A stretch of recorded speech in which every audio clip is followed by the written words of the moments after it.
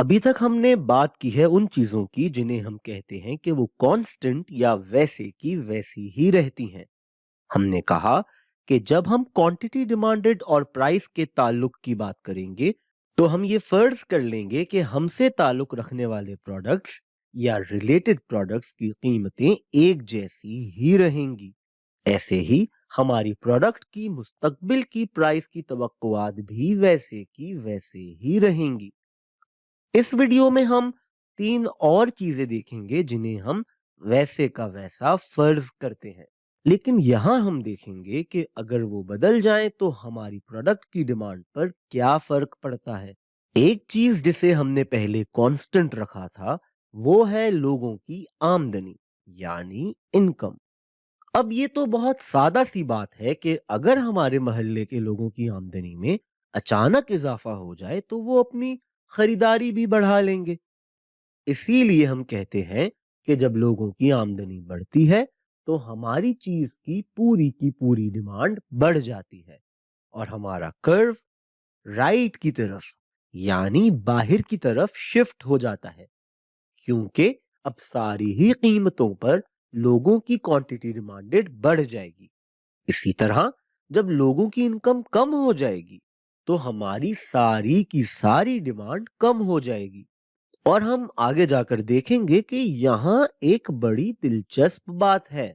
हमने डिमांड और इनकम का जो ताल्लुक यहाँ देखा वो नॉर्मल या आम गुड्स में तो लागू होता है, लेकिन जब बात कमतर यानी इंफीरियर गुड्स की हो तो ये ताल्लुक थोड़ा बदल जाता है। दो और चीजें जिन्हें हम देखेंगे उनमें से एक है आबादी। ये भी बहुत सादा सी बात है।